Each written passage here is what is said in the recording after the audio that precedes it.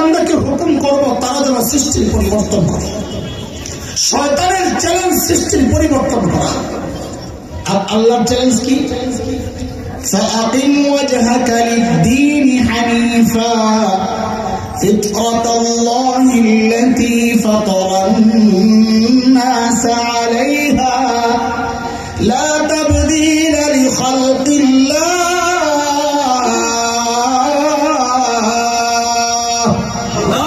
ذلك الدين القيم ولكن أكثر الناس لا يعلمون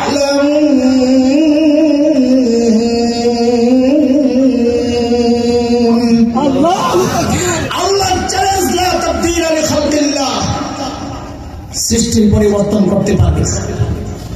আমি যাকে মেয়ে বানাইছি সারা দুনিয়ার চিকিৎসা বিজ্ঞানী চেষ্টা করে তাকে ছেলে বানাতে পারবে না। কার কথা? আমি যাকে ছেলে বানাইছি সারা দুনিয়ার চিকিৎসা বিজ্ঞানী চেষ্টা করে তাকে মেয়ে বানাইতে পারবে না। কার কথা বলেন? আল্লাহর চ্যালেঞ্জ সৃষ্টির পরিবর্তন করতে পারবে না।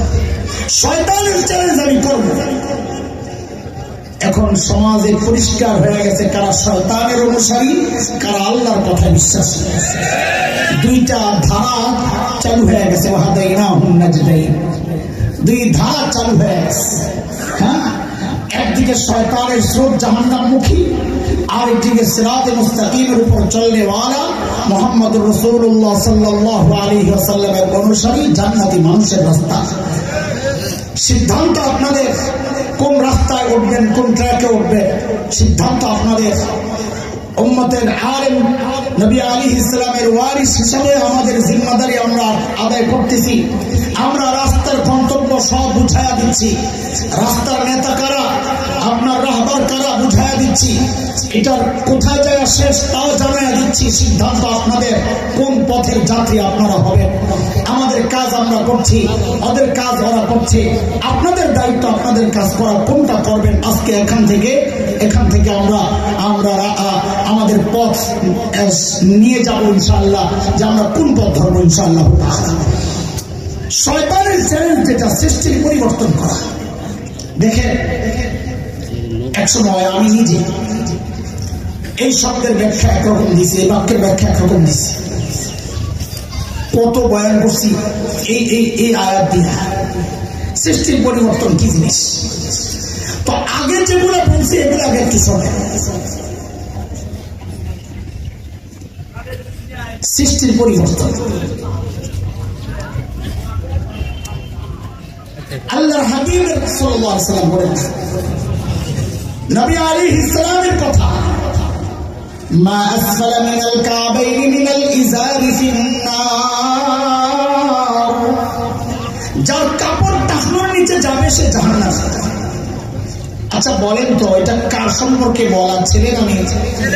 যদি বলেন কাজী টাকনোর উপরে কাপড় পরা এটা কাদের জন্য ফরজ? কার জন্য? যদি বলেন না, ছেলেদের। অথচ শয়তান কি কাম করছে দেখেন, সৃষ্টির পরিবর্তন আনবে। আগে ব্যাখ্যা যা দিছি ওটা শোনাই দিছি।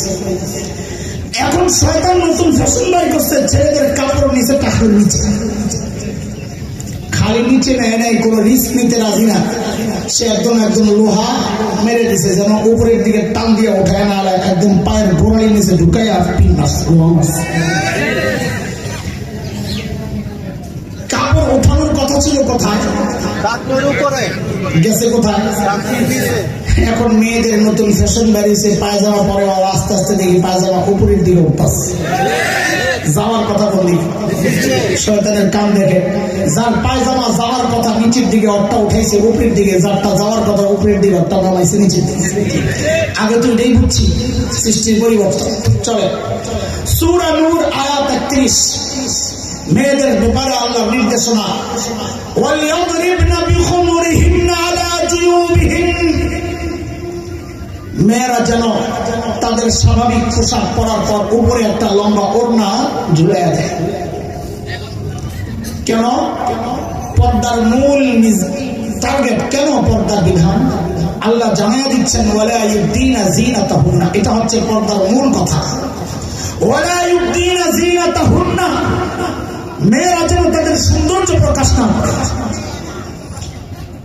কথাটা ফাঁকতে একটু উঠে দিছি, এই জন্য আমার বোনরাও যদি আমাদের কথাগুলো শুনে থাকে তা আপনারা কোরআনের এই আয়াতের এই শব্দ ব্যাখ্যা যান। পর্দার উদ্দেশ্য কি? সৌন্দর্য গোপন করা না ওপেন করা? আপনারা বলেন তো। গোপন করা। জোরে বলেন, আরো জোরে সবাই বলেন। পর্দার উদ্দেশ্য সৌন্দর্য গোপন করা না ওপেন করা? সবাই বললে তো আওয়াজটা এমন হওয়ার কথা না। আবার বলেন, গোপন করা না ওপেন করা? কিন্তু এখন আমরা কি দেখছি, এগুলা আমাদের বোনরা যারা পর্দা করেন, বোরকা পরেন, তাদের বোরকা গুলো দিয়ে সৌন্দর্য গোপন হয় না, বরং ওপেন হয়। এমন টাইট বোরকা দিয়ে সৌন্দর্য গোপন হয় না, এমন রঙিন বোরকা দিয়ে সৌন্দর্য গোপন হয় না, এমন ডিজাইন ওয়ালা বোরকা দিয়ে সৌন্দর্য গোপন হয় না, বরং ওপেন হয়। এই কারণে ওই বোরকা দিয়ে ফিতনা আরো বাড়তেছে। কথাটা ঠিক কি? আলোচনার বিষয় না, ফাঁকে আসছে আয়াতের সাথে যুক্ত করলাম। তাহলে এখন আমাকে জবাব দেন, ওড়না কাদের পোশাক? মেয়েদের পোশাক না? বলেন না, আবার বলেন কাদের পোশাক? এখন কি ফ্যাশন বেরিয়েছে, আমার বোনদের গলা থেকে মাথা থেকে ওড়না সরে গেছে। এখন ওড়না পরা লাগে না, এখন টি শার্ট পরে জিন্সের প্যান্ট পরে মেয়েরা বের হয়ে যাচ্ছে রাস্তায়। কিরে ভাই, ওড়না গেল কই? যায় নাই, যায় নাই। তো কই কই জায়গা পাল্টাইছে? ওড়না কি করছে? জোরে কম বলাবেন, ওড়না কি পাল্টাইছে? জায়গা পাল্টাইছে। বলে জায়গা কই গেছে? এখনকার যুবকরা ফ্যাশন বেরিয়েছে নতুন, বিভিন্ন অকেশনে প্রোগ্রামে যখন ওরা যায় তো জামা এক কালার, পায়জামা এক কালার, গলায় লম্বা একটা দোপাট্টা ওড়না ঝুলে দেয়। দেয় না? দেয় না? কথা বল না। শয়তান কয় ওয়ালা আমরান্নাহুম ফালা ইউগাইয়িরুন্না খালকাল্লাহ। মাইয়া ওড়না পোলার গলায় ঝুলাইয়া মাইয়ারে খালি করে দিছি। আগে তো ব্যাখ্যা এটাই দিছি। এই গত বিশ্বকাপ গেল ফুটবল, এর আগের বিশ্বকাপ আমি আমার বাসার লিফটে উঠছি, এক পিচ্ছি উঠছে। ওর বাপও দেখলে আমারে সমীহ করে, মানে একসাথে লিফটে ওঠে না, ভাই আপনি যান, আমরা আসতেছি। বলবেন তো এমন আদর কায়দা করতে গাইব তো উঠছে। ওর কানের মধ্যে শয়তানের লেন্সা ঢুকে না, কি কয়? ইয়ারফোন। ইয়ারফোন। আমি নাম দিয়েছি শয়তানের লেন্সা।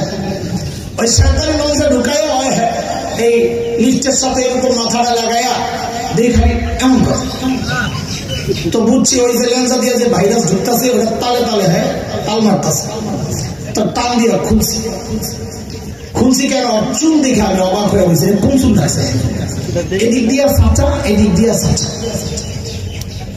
আগেরকার দিনে মুরব্বীরা গরু চুল ধরে জেলে চুল কেটে দিত, ওই স্টাইলে। তা আমি খুঁজে লাভ দিয়ে উঠছি, আঙ্কেল। তো বলি যে কোন স্টাইলের চুল রাখলা? আঙ্কেল বিশ্বকাপ চলতেছে জানেন না? আমি রাতে গোল হলে জেনে শিক্ষা দেওয়া না জেনে যাবো, কিন্তু এই বিশ্বকাপের সাথে চুলের কি সম্পর্ক? আঙ্কেল এটা নেই মার্কেটিং। ঠিক আছে বলেন না? তা আমি না, এটা নেই মার্কেটিং না। তো মনে করছে আঙ্কেল তো দুনিয়া মানে খোঁজ খবর রাখে, মনে হয় অন্য কোনো খেলোয়াড়ের সাথে মিলছে, আরো উৎসাহ নিয়ে আছে কিছু আঙ্কেল কার মতো দেখা যায়। তা আমি ঘরে যাই না, যাই আয়না লইবা, আয়নার সামনে জায়গা জ্বালাবা, দেখবা ভালো করে এটা নেইমার কাটিং না, এটা মোরগের পাশা কাটিং। এখনকার ছেলেমেয়েদের চুলের স্টাইল দেখলে বুঝার উপায় না, এটা মানুষের মাথা না জীবজন্তুর পাছার মাথা। কথা বলছে শয়তানের চ্যালেঞ্জ, ওয়ালা আমরান্নাহুম ফালা ইউগাইয়িরুন্না খালকাল্লাহ। আল্লাহর হাবিবের কথা, কসসুশ শারিফ ওয়াফুল লুহা। এরে আমার উম্মত, মোস কাটো, দাড়ি ছেড়ে দাও, দাড়ি রাখো। শরীয়তের বিধান কি? দাড়ি রাখা না কাটা? জোরে কোন? দাড়ি রাখা কি কোন? তো সুন্নাত। কয় সুন্নাত বলে? ফরজ। আরেকজন কয় ফরজ। আল্লাহ হারাম করছে না ভাই, রাখ। সুন্নাত আর ফরজ পর্যন্তই থাক। যে ফতুয়া শুরু হয়েছে, আমি কোন বিপদে বললাম জিজ্ঞাসা করে, আরে ওয়াজিব। ওয়াজিব বলেন, দাড়ি রাখা কি? সাজা দিলে কোন গুনাহ? কবিরা গুনাহ হবে। দাড়ি রাখা ওয়াজিব। শুধু কেমন ওয়াজিব? পুরুষের জন্য সব সময়ের ওয়াজিব। ঈমান যেমন সব সময়ের ফরজ, দাড়ি সব সময়ের জন্য ওয়াজিব। বরং আমি বলি, একটা গুনাহ এমন আছে যে গুনাহটা মানুষ করে মৃত্যুর সময়, যখন সে দুনিয়া থেকে বিদায় নেয়, কবরে দেওয়ার সময় এই একটা গুনার সাক্ষী সবাই রেখা যায়। দেখো দেখো এই গুনাহটায় আমি লিপ্ত ছিলাম। আর কোন গুনাহ সম্পর্কে মানুষ দেখে না, একটা গুনাহই দেখে যে সে দাড়ি ছাড়া। বড় কঠিন কথা। এটা শয়তানের চ্যালেঞ্জ, সৃষ্টির পরিবর্তন। সে আপনি বুঝেন না তো, আপনার মাথায় ঢুকাইছে ভাইরাস, দাড়ি কাট, স্মার্ট দেখাবে। পাগল কোথাকার। মানব ইতিহাসের সবচেয়ে স্মার্ট আর সুন্দর সুদর্শন পুরুষের নাম মুহাম্মদুর রাসূলুল্লাহ সাল্লাল্লাহু আলাইহি ওয়াসাল্লাম। দাড়ি কেটে না রেখে। তোরে কে বলছে দাড়ি কাটলে সুন্দর হয়ে গাদা? বরং শয়তান সৃষ্টির পরিবর্তন আনছে, তোমার দাড়ি দিয়ে কাটাইয়া বেড়ারে বেডি বানিয়েছে। আপনাদের অনেকের কষ্ট লাগবে, কষ্ট দেওয়ার জন্য নিতে বলতেছি, জানেন সবাই পিচ্ছে একটা কামতাছে হাউমাউ করে। বড় দাড়িওয়ালা হুজুর গেছে একজন পল্লী, যেই ঘরে দাড়িওয়ালা নাই, পিচ্ছিরা দাড়িওয়ালা দেখলে ভয় পায়। কথা বল না, হুজুরে দেখে পিচ্ছি দিচ্ছে আরো জোরে শিক্ষা। পাশে ছিল এক লোক দাড়ি ছাড়া। কিছু মানুষ আছে দাড়ি রাখে না কিন্তু দাড়িওয়ালাদেরকে মহব্বত করে। এখানে হাজারো মানুষ আছে দাড়ি নাই কিন্তু আসছে কেন? দাড়িওয়ালাদেরকে মহব্বত করে। এই উসিলে আল্লাহ তাআলা মাফ করে দেবে ইনশাআল্লাহ। তাদের মানে মানুষ খালি কাটতে থাকবে, নিয়ত করে রাখবো ইনশাআল্লাহ। দাড়ি নেই সবাই বলে ইনশাআল্লাহ, দাড়ি রাখবো ইনশাআল্লাহ, বলেন ইনশাআল্লাহ। দাড়ি নিয়ে কবরে যাবো ইনশাআল্লাহ। তো ওই দাড়ি ছাড়া মানুষটা হুজুরের দেখে চিৎকার দিল, দেখি আমি করলে যাই দিই। তো আল্লাহর কি হুকুম করলো, যে পিচ্ছির কান্না থেকে গেছে। এখন তো হাই পাইছে সুযোগ, হুজুরের মাসে একটা খোঁচা। হুজুর দেখলেন তো জঙ্গি করে, পিচ্ছিরাও ভয় পায়। তো হুজুরকে ব্যাকল মনে করছো তুমি? হুজুর ব্যাকল না, হুজুর তো সরল সোজা। আলেম কি হয় না? বোকা হয় না? আরে বলেন কথা, আলেম কি হয় না? যার সিনায় আসমানি আলেম আছে সে বোকা হয় না। বোকা তো সে যে আসমানি আলেম থেকে বঞ্চিত। আলেম সরল সোজা হয়, বোকা হয় না। যে খালি কইছে হুজুর জঙ্গি করে দেখলে পিচ্ছির অত ভয় পায়, দেখলেন তো আমার কাছে এসে কান্না থাইমা গেছে। হুজুর আসতে করে কয়ালিস, তোমার কাছে গিয়ে কান্না থামছে, তোমার আম্মা মনে করছে। কথাটা হাস্যরসের মধ্যে বলা, কিন্তু শয়তানের টার্গেট আসলে এমনটাই। ওয়ালা আমরান্নাহুম ফালা ইউগাইয়িরুন্না খালকাল্লাহ।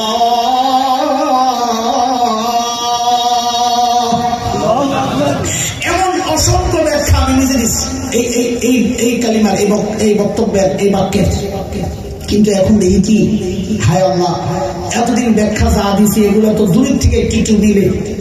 এখন দেখি শয়তান এমন এক ব্যাখ্যা সামনে এনে দিছে, আরে আগের ব্যাখ্যা সম্ভব। এইটাই হলো আসল ব্যাখ্যা। সেই ব্যাখ্যাটা হচ্ছে ট্রান্সজেন্ডার। বলে এখানে অনেক মুরব্বী আছে যারা এই শব্দের সাথে পরিচিত নয়, এবং তাদেরকে বুঝাইতে আমার কষ্ট হবে। ইয়াংদের খবর আছে, ওরা জানে। আপনারা অনেকে লজ্জাও পাবেন যেগুলো বলতেছে হুজুররা প্রকাশ্যে। কেন বলছি জানেন? কারণ আপনার মেয়েকে প্রকাশ্যেই তার শিক্ষক পড়াচ্ছে এই নোংরা। মাথা খায় আমার সন্তানের ঈমান ছিনিয়ে নেওয়ার চেষ্টা করছে। আমরা লজ্জা করে বসে থাকার আর সময় নাই। আমরাও লজ্জা সরবের মাথা খাই আমার সন্তান, আমার পরিবারের ঈমান রক্ষার জন্য মাঠে নেমে গেছে। এখন বলা শুরু করছি, কোনো লজ্জা নাই, বলতে হবে, জানতে হবে, বাঁচাইতে হবে ইনশাআল্লাহ। ট্রান্সজেন্ডার কি জিনিস এগুলো অনেকে না জানার কারণে হুজুররা বললে দেখি অনেকে আবার প্রতিবাদও করে। অবুঝে না, অদোষটা জানে না, অচিন্তাই করতে পারে না। এতটা নোংরামি বাংলাদেশে প্রচার হবে, আইন হবে, এটা কিভাবে সম্ভব? এই জন্য আজকে ছোট্ট করে ট্রান্সজেন্ডার কি, সমস্যাটা কি, চক্রান্ত থেকে আসছে, একটু ছোট্ট করে আপনাদেরকে বলে যাই। যেহেতু সত্যের সন্ধান, সত্য আজকে অনুসন্ধান করতেই হবে আমাদের, তাই না ইনশাআল্লাহ? অথচ ট্রান্সজেন্ডার বুঝার আগে আরেকটা বিষয় বুঝে নেন, আরেকটা শ্রেণী সম্পর্কে একটু আলোচনা করে নেওয়া যাক, নাইলে ট্রান্সজেন্ডারের সাথে আমরা ভুলাইয়া ফেলি। শরীফ শরীফা, ওই যে গল্প ক্লাস 7-এর, সেই শরীফ শরীফার গল্পকে এখন ওরা আরেকটা শ্রেণীর সাথে এখন ভুলাইয়া ফেলা, আমাদেরকে তালগুল পাকায় আমাদেরকে বিভ্রান্ত করার চেষ্টা করছে। আপনারা বিভ্রান্ত হবেন না। দুই জিনিস, একটা হচ্ছে হিজরা। কি বলে হিজরা? চিনেন? হিজরা চিনেন না? এটা তো আমাদের কাছে পরিচিত শব্দ, কিন্তু আইনি পরিচয় হচ্ছে থার্ড জেন্ডার, তৃতীয় লিঙ্গ। বলেন তো শব্দটা? তৃতীয় লিঙ্গ, থার্ড জেন্ডার। শিক্ষিত সমাজ জানেন আপনারা থার্ড জেন্ডার, কিন্তু মনে রেখেন এটা থার্ড জেন্ডারও কোনো ইসলামী শব্দ না, বরং এটা কোরআন বিরোধী কথা। ইসলামের জেন্ডার দুইটা, লিঙ্গ কয়টা? নারী পুরুষ। তৃতীয় লিঙ্গ বলতে ইসলামে কোথাও কোনো বলা নেই, না কোরআনে আছে না হাদিসে আছে। কোরআনের যত জায়গা আপনি তালাশ করেন দেখেন জেন্ডার কয়টার কথা বলেন? বলেন না, আরে কথা বলেন, আমার সাথে কথা বলে লাগবে। কয়টা? যেমন সূরা নিসা 1 নম্বর আয়াতে আল্লাহ কি বলতেছে? ইয়া আইয়ুহান নাসু তাকু রাব্বাকুমুল্লাযী খালাকাকুম মিন নাফসিন ওয়াহিদাহ ওয়া খালাকা মিনহা যাওজাহা ওয়া বাথা মিনহুমা রিজালান কাসীরান ওয়া নিসাআ। আল্লাহ বলেন আমি নারী আর পুরুষ বানাইছি আদম আর হাওয়া থেকে। তৃতীয় লিঙ্গের কথা এখানে কোনো আল্লাহ বলেন নাই, না শুনছেন আপনারা? আচ্ছা চলেন আরেকটা আয়াত আরো ক্লিয়ার। আল্লাহ বলেন লিল্লাহি মুলকুস সামাওয়াতি ওয়াল আরদ ইয়াখলুকু মা ইয়াশা ইয়াহাবু লিমান ইয়াশাউ ইনাসা ওয়া ইয়াহাবু লিমান ইয়াশাউ الذكور أو يزودهم ذكرانا وإناثا ويجعل من يشاء عقيما إنه عليم قدير।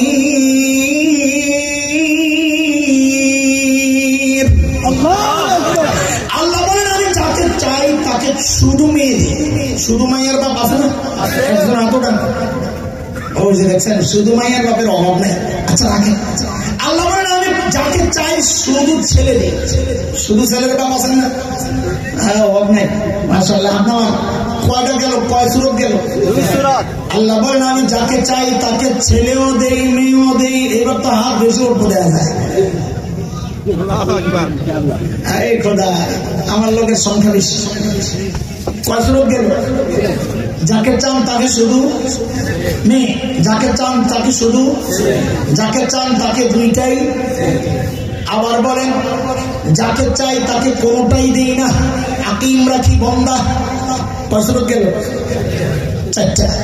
এই যে চারটার কথা আল্লাহ বললেন, এক যাকে চাই তাকে শুধু ছেলে দেই মেয়ে দেই, যাকে চাই তাকে শুধু ছেলে দেই, যাকে চাই তাকে ছেলেও দেই মেয়েও দেই, যাকে চাই তাকে বন্দা রাখি কিচ্ছুই দেই না।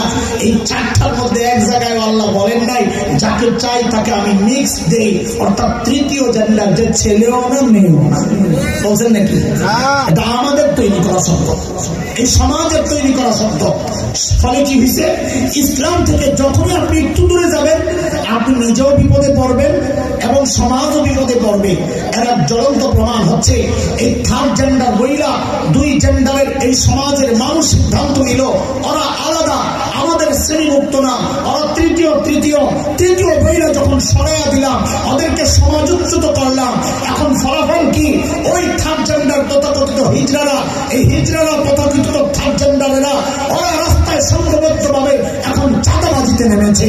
ওরা সংঘবদ্ধ ভাবে বিয়ে বাড়িতে যাইয়া জোরপূর্বক চাঁদা আদায় করছে। ওরা সংঘবদ্ধ ভাবে খতনা হয়েছে এই বাড়িতে, ওখানে যাইয়া জোরপূর্বক চাঁদা আদায় করছে। ওরা সংঘবদ্ধ ভাবে নতুন বাচ্চার জন্ম নেওয়া ওই ঘরে যাইয়া জোরপূর্বক চাঁদা আদায় করছে। কেন করছে? এর জন্য এই সমাজ চাই। এই সমাজ যদি ইসলামের দেওয়া বিধান ওদের জন্য বাস্তবায়ন করত, ওরা রাস্তায় নামতো না। তার অধিকার ছিল, তার মা বাবা সন্তান, সে তার মা বাবার স্নেহ পাওয়ার অধিকার ছিল, বাবার সম্পদের ভাগ পাওয়ার অধিকার ছিল, লেখাপড়ার অধিকার ছিল, সামাজিক ভাবে সম্মানের সাথে বেঁচে ওঠার বেড়ে ওঠার অধিকার ছিল। আমরা তাকে অধিকার বঞ্চিত করে সমাজ থেকে যখন তাড়াইয়া দিছি, এখন সে রাস্তায় যাইয়া বাহিরের রাতের আন্দারে এমন কোন অপরাধ নাই যে অপরাধ সে করে না। এর জন্যে ওরা যতটুকু দায়ী তার চেয়ে বেশি দায়ী এই সমাজের নষ্ট মানুষগুলো। আমি এমন কোন দিন কবুল করি নাই, আমি এমন কোন আনকমপ্লিট দিন গ্রহণ করি নাই যে দিন হিজড়াদের ব্যাপারে কোন বিধান আমাকে দেয় না। আমার দিন আমাকে সব দিয়ে দিচ্ছে। নবী আলাইহিস সালাম বিধান দিয়ে দিচ্ছে, মেয়েদের মতো পেশাব করলে মেয়েদের বিধান তার জন্য, ছেলেদের মতো পেশাব করলে ছেলেদের বিধান তার জন্য। আরেকটা আছে আমরা বলি খুনসা মুশকিলা, ছেলেও না মেয়েও না, বোঝা যাচ্ছে না কোনটা, তার জন্য আলাদা বিধান আছে। আমার দিন আমার শরিয়া ভেঙ্গে ভেঙ্গে ভেঙ্গে ভেঙ্গে সব বিধান প্রকাশ করেছে। আর এটা একটা অযৌক্তিক না, তৃতীয় লিঙ্গ একটা অযৌক্তিক না। আপনারা নিজেরাই বলেন, একটা বাচ্চা যদি চোখ ছাড়া জন্ম নেয়, জন্ম থেকে অন্ধ, তাকে কি আপনারা তৃতীয় লিঙ্গ বলবেন? বলেন কি বলবেন? অঙ্গ প্রতিবন্ধী। আরে কথা বলেন। হাত ছাড়া জন্ম নিছে তাহলে কি বলবেন? প্রতিবন্ধী। কি বলবেন? পা ছাড়া জন্ম নিছে তাহলে কি বলবেন? প্রতিবন্ধী। তাই হিজড়া সে বিশেষ সঙ্গে ঝামেলা সহ জন্ম নিলে সে কেন হয়ে গেল তৃতীয় লিঙ্গ? সেও তো একটা প্রতিবন্ধী। অন্যান্য প্রতিবন্ধীর যে বিধান তার জন্য একই বিধান। শরীয়তের বিধান রাখছে তো, আপনি শরীয়ত মানবেন না তো সমস্যায় পড়বেন, নিজেও পড়বেন, সমাজকেও বিপদে ফেলবেন। কিন্তু হিজড়া বা তথাকথিত তৃতীয় লিঙ্গ, থার্ড জেন্ডার আর ট্রান্সজেন্ডার কিন্তু এক জিনিস না। ওরা আমাকে আপনাকে একটা প্যাকেট দেখায়া আরেকটা খাওয়াইতে চাইতেছে, ওইটাই বলছে আজকে প্যাকেট চোর। এই প্যাকেটের নাম কি? থার্ড জেন্ডার, ভিতরে কি? ট্রান্সজেন্ডার। বলেন উপরে পোটলার নাম কি? বলেন ভিতরে জিনিস কি? কথা বলে না মানুষ। ট্রান্সজেন্ডার শব্দটা বলেন, বারবার বলেন, নাহলে আপনাকে বোঝানো যাবে না। বলেন প্যাকেটের উপরে কি লেখা? ওই যে ক্লাস 7 এর শরীফা এখন ব্যাখ্যা দিচ্ছে, ওটা তো থার্ড জেন্ডারের ব্যাপার, তাদের রাষ্ট্রীয় অধিকার আছে তো, আইন আছে তো তাদের জন্য। হ্যাঁ, উপরে লেখা থার্ড জেন্ডার, ভিতরে ট্রান্সজেন্ডার। বলে আপনারা কেমনি বুঝলেন? কারণ ট্রান্সজেন্ডার আর থার্ড জেন্ডারের পার্থক্য আছে। থার্ড জেন্ডার আমি বলছি ওদেরকে বোঝানোর জন্য, নাইলে আমরা বলবো হিজড়া। থার্ড জেন্ডার যে এটা হচ্ছে বায়োলজিক্যাল সমস্যা, শারীরিক সমস্যা এটা। আর ট্রান্সজেন্ডার মানসিক সমস্যা। দুইটাকে গুণে ফেললে হবে না। তোমরা গুণাইতে পারো, আমরা উন্নতকে সত্যের সন্ধান কইরা পোটলা খুইলা ভিতরের জিনিস দেখায় দিব যে তোমরা যা বলছো ভিতরে কিন্তু এক না। শরীফের গল্পের মধ্যে বলা আছে, শরীফ তার কাছে হঠাৎ মনে হচ্ছে বলা আছে, মনে হওয়াটাই ট্রান্সজেন্ডার, এটা থার্ড জেন্ডার না। থার্ড জেন্ডারে মনে হবে না, থার্ড জেন্ডারে দেখা যাবে। বলে থার্ড জেন্ডারে দেখা যাবে, সমস্যা মনে হবে না। এখানে একটা বিকৃত রুচি, যে আমার মনে হচ্ছে আমি ছেলেদের সাথে আমার মেলামেশা করতে ইচ্ছা করতেছে, এটা মনে হওয়ার ব্যাপার। এখন আপনারা একটু বুঝেন আল্লাহ বলতে ট্রান্সজেন্ডার কি জিনিস। ইতিমধ্যে বুঝে গেছেন কিছুটা। একটা ছেলে হয়ে জন্মেছে, এখন তার জৈবিক চাহিদা প্রকাশ পাচ্ছে। তার কাছে মনে হচ্ছে যে আমি মেয়ের সাথে আমার মেলামেশা না করে ছেলের সাথে মেলামেশা করতে মনে চাচ্ছে। এটা তার মস্তিষ্কের মধ্যে বিকৃতি আসছে, বিকৃত রুচির লক্ষণ। এটা রুচির দুর্ভিক্ষ দেখা দেয় বলে এখন নতুন শব্দ আসছে। এটা বিকৃত রুচির পরিচয়। তার এই বিকৃত রুচির চিকিৎসা করা দরকার। কিন্তু তার মানে এটা না, তাকে স্বীকৃতি দিয়ে দিতে হবে যে হ্যাঁ তোমার মনে হইলেই তুমি মেয়ে। ছেলে যদি মনে করো আমি মেয়ে, তোমার হবে। আপনি বলছেন হুজুর এটা কি সম্ভব নাকি? হ্যাঁ, আমরা তো বলি সম্ভব না, কিন্তু সব সম্ভব তো হয়ে যাচ্ছে। তাদের স্বীকৃতি দরকার। ইউরোপিয়ানরা, পশ্চিমারা ইতিমধ্যে স্বীকৃতি দিয়ে দিচ্ছে, এখন বাংলাদেশে ওদের স্বীকৃতি দরকার। স্বীকৃতির দুইটা লেভেল, একটা হচ্ছে সামাজিক স্বীকৃতি আর একটা আইনি স্বীকৃতি। মুসলমান বুঝেন ভালো করে কেন আমরা এতটা জোর দিয়ে কথাগুলো বলছি।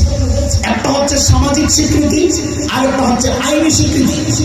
সামাজিক স্বীকৃতি ইতিমধ্যে তারা আদায় করে নিচ্ছে। বলে কেমনি? ওই যে হুজুরুল ইসলাম বগুড়ার ছেলেটা যে এখন পটর করে টকশোতে আইসা স্মার্টলি কথা বলে, আমি বুঝেছি তাকে বেঁচে তারা জেনে শুনে বুঝেই তাকে নিয়োগ করেছে যেন সুন্দর করে সে কথা বলতে পারে। এই ছেলেটা নিজেকে মনে হচ্ছে মেয়ে, সে ভারতে যায় অস্ত্রোপচার করে প্রতিস্থাপন করে স্তন এবং নিচে কাটাকাটি করে সে এখন মেয়ে সেই যা এখন বলছে এটা আমার অধিকার, আমার মনে চাইছে আমি ছেলের থেকে মেয়ে হয়ে গেছি। সামাজিক স্বীকৃতিটা আদায় করেছে কেমনি? তারা সুকৌশলে প্রতারণার আশ্রয় নিয়ে মাননীয় প্রধানমন্ত্রীর সাথে তাকে সাক্ষাৎ করানো হয়েছে। আরে রাষ্ট্রের সর্বোচ্চ নির্বাহীর সাথে সাক্ষাৎ করা মানে হচ্ছে যারা তারা ইতিমধ্যে সামাজিক স্বীকৃতিটা আদায় করে গেছে। বলে এখন আইনি স্বীকৃতি আপনি বলছেন আলহামদুলিল্লাহ গতকাল যাত্রাবাড়ি মাদ্রাসায় পরশুদি মাননীয় স্বরাষ্ট্রমন্ত্রী বলেছেন ইসলাম বিরোধী কোনো আইন হবে না, ট্রান্সজেন্ডার আইন পাস হবে না। আমরা এমনটাই জানতে চাই, এমনটাই দেখতে চাই। কিন্তু আমরা আতঙ্কিত এই জন্যই গত 21 সেপ্টেম্বর 2023 একটা আইনের খসড়া তৈরি হয়েছে, নাম কি? ট্রান্সজেন্ডার অধিকার সংরক্ষণ আইন 2023। ট্রান্সজেন্ডার অধিকার সংরক্ষণ আইন 2023 এই নামে একটা আইনের খসড়া ইতিমধ্যে হয়েছে। অতীতের আমাদের শিক্ষা হচ্ছে কোন আইনের খসড়া যখন হয়ে যায় একটু এদিক সেদিক করে আইনটা পাস হয়ে যায়, এটাই অতীত থেকে আমরা দেখে আসছি। খসড়া যেহেতু হয়ে গেছে আমরা আতঙ্কিত, না জানি আইনটা পাস হয়ে যায়। দোস্ত, এই জন্য আমরা এখন কথা বলা শুরু করেছি, কারণ আইন যদি পাস হয়ে যায় প্রতিবাদ করা তখন কঠিন হয়ে যাবে, কারণ রাষ্ট্র আপনাকে গ্রেফতার করবে রাষ্ট্রের আইনের বিরুদ্ধে কথা বলার কারণে। এই জন্য আমরা আপনাদেরকে জানাতে চাই, জাগাইতে চাই, উঠাইতে চাই, সজাগ করতে চাই যে এখনই প্রতিবাদের সময় একসাথে বসে উঠতে হবে। আমাদের হৃদয়ের কিছু ব্যথা আছে, আক্ষেপ আছে, আমাদের কিছু কষ্ট আছে। এটা আমি অভিযোগ বলবো না আপনাদের বিরুদ্ধে, বড় জোর অভিযোগ বলতে পারেন। গত বছর আমরা দেখেছি আমাদের সন্তানদের ইমান ধ্বংসের একটা চক্রান্ত হয়েছিল।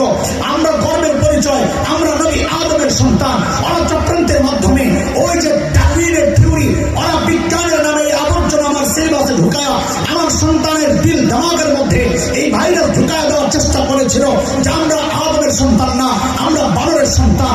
আলহামদুলিল্লাহ দেশের সজাগ ওলামায়ে কেরামের প্রতিবাদের মুখে মাননীয় প্রধানমন্ত্রীর সরাসরি হস্তক্ষেপের কারণে কুচক্রীরা পিছু হাঁটতে বাধ্য হয়েছিল। কিন্তু আমাদের কথা সেইটা না।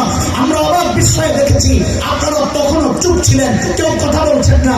প্রতিবাদ যা করে মোল্লা মুন্সিরা করে, কিন্তু আমার জিজ্ঞাসা আপনাদের কাছে, এই মোল্লারা কেন প্রতিবাদ করবে? কেন করবে? কারণ এই মোল্লার সন্তান তো এই ঘোড়ার ডিমের সিলেবাস পড়ে না। মোল্লার সন্তান তো কালা কালা রাসূলুল্লাহ পড়বে ইনশাআল্লাহ। এই সিলেবাস পড়ে আপনাদের সন্তান। প্রতিবাদ আপনাদের করার কথা, আপনারা প্রতিবাদ তো করেন নাই, বরং কোন কোন পোড়া কপাল এই প্রতিবাদী আলেমের বিরুদ্ধে আচরণ করেছেন। এই প্রতিবাদকে সরকারের বিরুদ্ধে, দলের বিরুদ্ধে, রাষ্ট্রের বিরুদ্ধে আখ্যা দেওয়ার চেষ্টা করেছেন। এই প্রতিবাদকে রাজনৈতিক বক্তব্য হিসেবে আখ্যা দেওয়ার চেষ্টা করেছেন। দোস্ত, সব জায়গায় রাজনীতির টাইনা এলেন না। এটা রাজনীতির ব্যাপার না, এটা আমার ঈমানের ব্যাপার, এটা আমার বিশ্বাসের ব্যাপার, এটা আমার চেতনার ব্যাপার, এটা আমার আকীদার ব্যাপার। এমন জায়গায় যদি হামলা হয় আলেমের বিরুদ্ধে আচরণ করা যাবে না, বরং ডাক দিয়ে যাই এমন কঠিন সময় আসলে আলেমের হাতে হাত রাখা, কাঁধে কাঁধ মিলাইয়া, মুষ্টিবদ্ধ হাত উঠাইয়া একসাথে উচ্চারণ করতে হবে, বাংলাদেশে নাস্তিকতার চর্চা করা